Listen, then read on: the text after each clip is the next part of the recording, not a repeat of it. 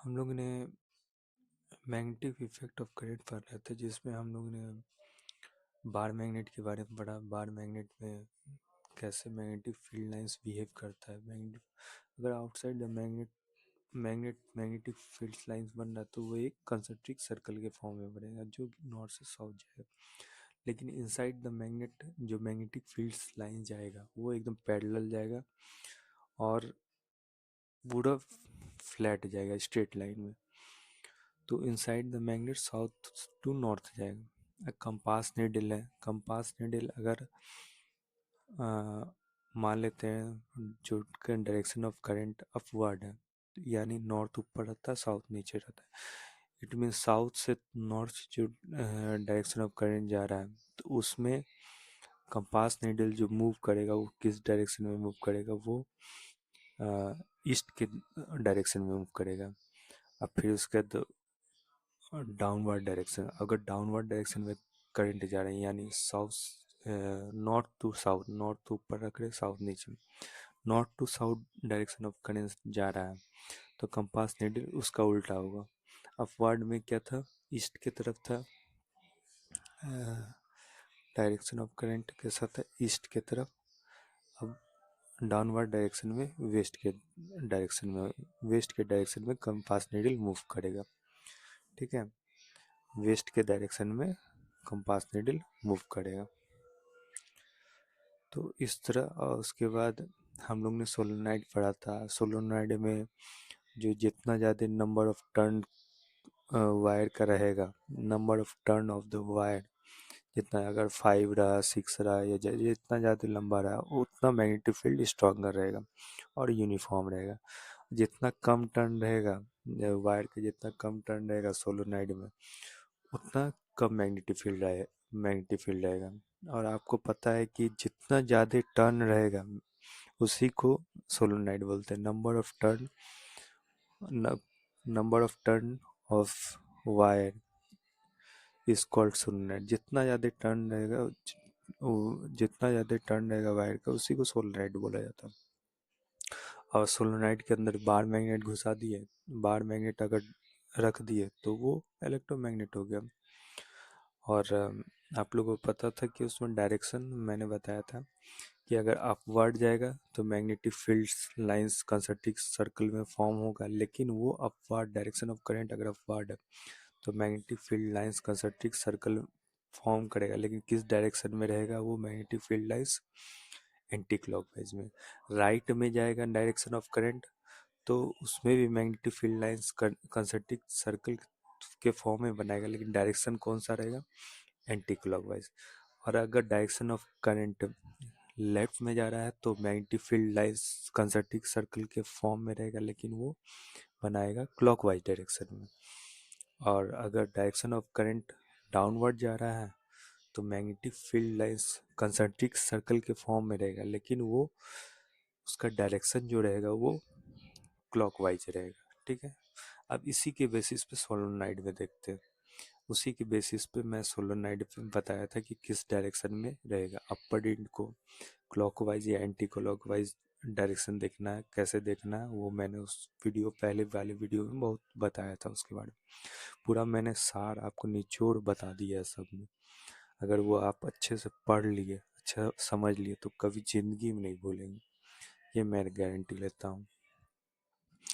जो अपर and solenoid का अपर and में करंट का डायरेक्शन जा रहा है तो उसमें आप देख लेंगे, अगर राइट में जा रहा है तो अगर राइट में जाएगा तो एंटी क्लॉकवाइज डायरेक्शन में मैग्नेटिक फील्ड लाइंस फॉर्म करेगा। और डाउनवर्ड में जाएगा, सॉरी, एक राइट में जा रहा है ऊपर में, और अगर लेफ्ट में जाएगा डायरेक्शन ऑफ करंट रहेगा तो वो क्लॉकवाइज बनाएगा। ठीक है, और बीच में रहेगा सेंटर ऑफ सर्कल में, बीच में जो मैग्नेटिक फील्ड लाइंस बनता है वो हमेशा पैरेलल और स्ट्रेट लाइन बनता है। चाहे बार मैग्नेट हो, चाहे सोलेनोइड हो, चाहे सर्कुलर लूप हो। सर्कुलर लूप में भी ऊपर ऊपर आप देख लीजिएगा किस डायरेक्शन में करंट जा रहा है, उसके उसके आधार पे एंटी क्लॉकवाइज होगा, क्लॉकवाइज, मैंने सब वीडियो में बताया हुआ है। अब हम लोग पढ़ते हैं डोमेस्टिक हाउस वायरिंग के बारे में। डोमेस्टिक हाउस वायरिंग में जो वायर है वो कैसे जाता है, जैसे रेड वायर है और ब्लैक वायर। रेड वायर क्यों बोलते हैं रेड वायर, इसलिए बोलते हैं रेड इंसुलेशन वायर, जो उसमें रबड़ का जो परत लेयर चढ़ा हुआ रहता है वो रेड कलर का रहता है। ब्लैक इंसुलेशन इंस ब्लैक इंसुलेशन वायर उसको बोलते हैं जिसमें ब्लैक रबड़ का वो परत चढ़ा हुआ रहता है, जो इंसुलेटेड रहता है। इंसुलेशन मतलब करंट बाहर नहीं, छुएंगे तो उसमें करंट नहीं लगेगा। रेड वायर में भी छुएंगे तो करंट नहीं लगेगा, क्योंकि बाहर का जो परत लाल कलर का है और वो इंसुलेटेड होता है। इंसुलेटेड मतलब करंट आपका बाहर नहीं जाएगा, ठीक है। लेकिन इंसुलेटेड वायर के अंदर जो कॉपर का वो तार रहता है, उसको छुएगा तो जरूर करंट लगेगा, इसलिए संभल के, ठीक है। और जो ग्रीन वायर आता है, ग्रीन इंसुलेटेड वायर, उसको हम अर्थिंग वायर बोलते हैं, जो ग्रीन कलर का होता है, ठीक है। जो उसको अगर एक्सेसिव करंट होता है तो उसको बैक टू अर्थ पहुंचा दिया जाता है, उसको नीचे अंदर धरती के अंदर घुसा दिया जाता है। वो एक मेटल प्लेट से अटैच रहता है अर्थिंग वायर, ताकि जो करंट एक्सेसिव करंट है वो धरती के अंदर चला जाए, किसी को हानि नहीं पहुंचे, किसी को हर्ट ना हो, किसी को चोट ना लगे, ठीक है। अब यहाँ देखिए डोमेस्टिक हाउस वायरिंग का मैंने यहाँ पे बनाया है डायग्राम, बहुत आसान, एक तरह से मैंने पूरा एकदम डायग्राम तैयार कर दिया है, तो शायद आप लोगों को समझने में बहुत आसानी हो। एक अर्थिंग का वायर रहता है जो कि एकदम अलग रहता है, वो अपना सेपरेट है, ठीक है, सेपरेट है, वो ग्रीन कलर का ही है। देखिए उसमें जो एक्सेसिव करंट, अप्लायंस में जो एक्सेसिव करंट रहेगा वो इस ग्रीन वायर के थ्रू धरती के अंदर चला जाएगा, ठीक है। रेड वायर मेन सप्लाई आता है, जो पोल से आता है, ठीक है, रेड वायर। और एक ब्लैक वायर आता है, ठीक है, वो पोल से आता है। करंट इंटर, यहाँ से करंट इंटर करता है इस सप्लाई से। जब करंट से इंटर करता है तो आजकल नया रहता है एमसीबी लगा हुआ रहता है सबके बोर्ड में, ठीक है, जिसमें से अब वो फ्यूज वाला ज़माना चला गया, अब एमसीबी बोर्ड रहता है जिसमें डायरेक्ट ब्लैक और रेड वायर जाता है। अगर ब्लैक और रेड वायर टच करेगा तो वहाँ पे शॉर्ट सर्किट होने का चांस है, ठीक है, इसलिए ये दोनों सेपरेट हो जाता है। भाई हम ना तुम्हारे रास्ते आएंगे ना तुम मेरे रास्ते हो, इसलिए दोनों सेपरेट हो जाता है। काम दोनों एक ही करता है लेकिन दोनों सेपरेट हो जाता है। अब यहाँ देखिए रेड वायर एमसीबी में घुसा है, एमसीबी बोर्ड में, और ब्लैक वायर एमसीबी बोर्ड में घुसा, और ये रेड वायर ब्लैक वायर इसमें स्विच में जाता है, ठीक है, सॉरी, ब्लैक वायर स्विच में नहीं जाता, क्योंकि ब्लैक वायर को हम न्यूट्रल वायर कहते हैं जिसमें करंट वापस जाता है। तो हमको स्विच में क्या करंट देना है, ठीक है, करंट देना है। अगर करंट वापस आ जाएगा फिर उतना ही करंट आएगा तो इसमें शॉर्ट सर्किट होने का चांस रहेगा, इसलिए इसमें ब्लैक वायर बाहर ही रहता है, सिर्फ रेड वायर जाता है। रेड वायर पहले स्विच में जाता है, स्विच से हम ऑन करते हैं तो ही करंट इसमें बल्ब में जाता है, ठीक है, बल्ब में जाता है। और एक ब्लैक वायर बल्ब में लगा हुआ रहता है, ताकि इसमें करंट जो जाए ये ब्लैक बाहर ही के रास्ते से वापस धरती के अंदर चला जाए, सॉरी धरती के अंदर नहीं, ये वापस ही जहाँ से सप्लाई आया है वहीं पे चला जाए, ठीक है। रेड और ब्लैक वायर ये हमको पावर हाउस से ही आता है, ठीक है, रेड और ब्लैक वायर। अर्थिंग हर के हर हर घर में लगा हुआ रहता है, जो कि वो करंट किसी के घर में भी लगा हुआ रहता है, वो करंट किसी भी अप्लायंस में एक्सेसिव करंट होता है वो शॉक से बचाता है, ठीक है, ओवर हीटिंग से बचाता है, वो सारा करंट यहाँ चले जाता है। एक मेटल से ये टच रहता है ग्रीन वायर, जो कि, और एक वो अप्लायंस का बॉडी से टच रहता है, ये जैसे फैन के अप्लायंस से ग्रीन वायर टच रहता है, ताकि इसमें जो एक्सेसिव करंट है इसके थ्रू धरती के अंदर चला जाए। और लाइव वायर, इसको लाइव वायर बोला जाता है रेड वायर का, और ब्लैक वायर को न्यूट्रल वायर बोला जाता है। लाइव वायर से करंट जाता है, न्यूट्रल वायर से करंट वापस सप्लाई में आता है, ठीक है। और दोनों के बीच में डिफरेंस जो रहता है, ब्लैक इंसुलेशन वायर मतलब वायर के ऊपर जो तार रहता है, तार के ऊपर ब्लैक इंसुलेटेड रबर चढ़ा हुआ रहता है जो भी है ब्लैक, जिससे वायर वो बाहर, वो जो करंट है वो बाहर अगर कोई छुए तो उसको लगे नहीं, ठीक है। और रेड इंसुलेशन वायर वायर मतलब रेड रबर से वो चढ़ा हुआ रहता है ऊपर, तार के ऊपर वो रेड रबर से घेरा हुआ रहता है पूरा, तो इसीलिए उसको रेड इंसुलेशन वायर, और जिसको लाइव वायर बोला जाता है, जिससे करंट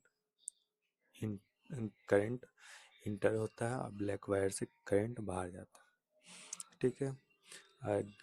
ग्रीन वायर मतलब ग्रीन इंसुलेटेड वायर रहता है, ग्रीन इंसुलेटेड वायर रहता है, और ग्रीन इंसुलेटेड वायर मतलब उसमें भी रबर जो रहता है वो ग्रीन कलर का रहता है, ऊपर रबर ग्रीन कलर का रबर रहता है, उससे बंद रहता है और अंदर में तार रहता है, ठीक है।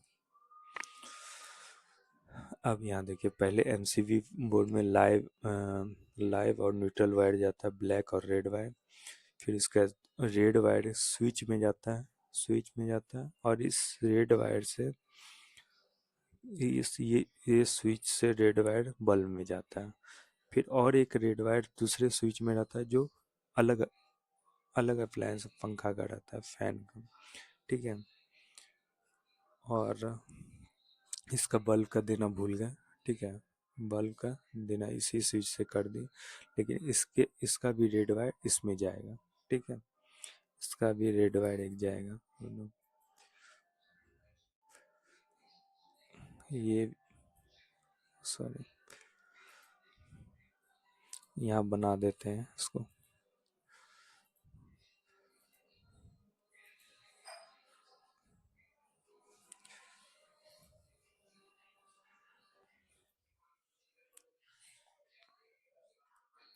ठीक है, यहाँ से बना दिए मैंने,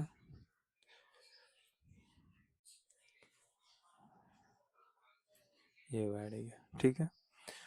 अब ये स्विच का ये रेड वायर सब स्विच में गया, इस स्विच में भी रेड वायर जाएगा, इस स्विच में भी रेड वायर, और इस स्विच से रेड वायर इस इस बल्ब का कनेक्शन है, इस स्विच से रेड वायर इस फैन का कनेक्शन है, इस स्विच से इस रेड वायर का इस बल्ब का कनेक्शन है, ठीक है, सबका होगा।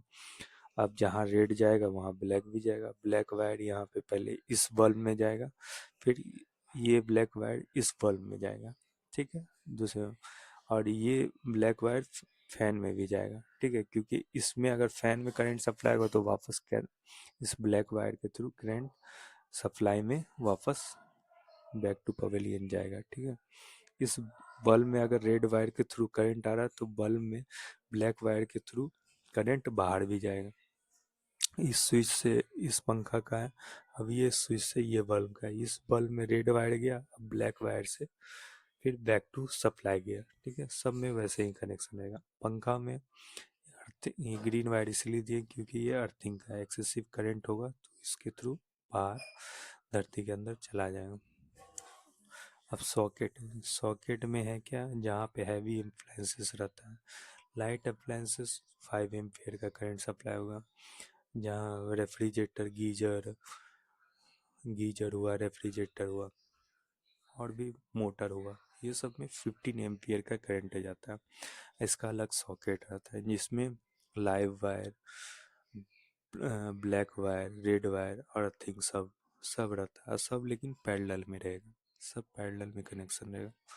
ये देखिए, रेड वायर पैरेलल में कनेक्शन है, ब्लैक वायर भी पैरेलल में कनेक्शन है, ग्रीन वायर भी पैरेलल में, तो लाइव वायर और जो न्यूट्रल वायर है वो पैरेलल में हमेशा कनेक्टेड रहता है, कोई भी अप्लायंसेस से इससे भी पैरेलल में कनेक्ट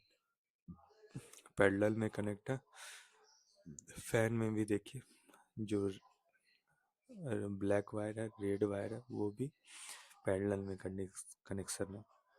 जो बल्ब है, बल्ब में भी जो वायर गया है रेड वायर, वो भी पैरेलल में कनेक्शन है, ब्लैक में भी, ब्लैक और रेड, जितने भी लाइव और न्यूट्रल वायर आप यहाँ पे कनेक्शन में देख रहे हैं सारा पैरेलल में कनेक्टेड है, ठीक है,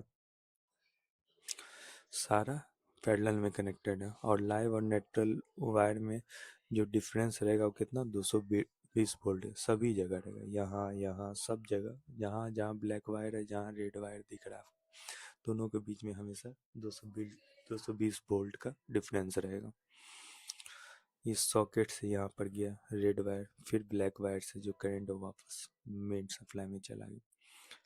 और इसका जो ये तो हैवी है तो अब अर्थिंग देना होगा, इसका अर्थिंग का जो करंट है वो वापस इसके अंदर चला जाएगा।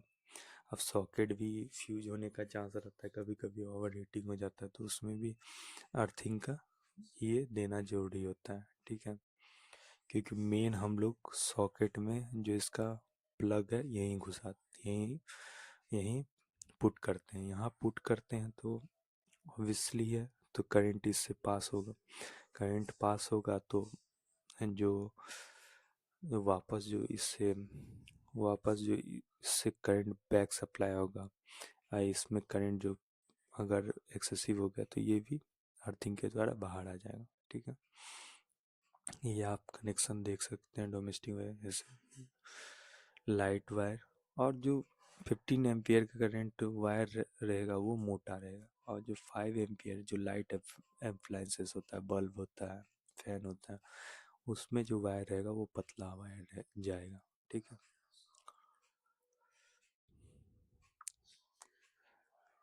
ये current supply through red wire, current back to supply through black wire, ये कनेक्शन देख रहे हैं आप, ये सारा पैरेलल में, ठीक है।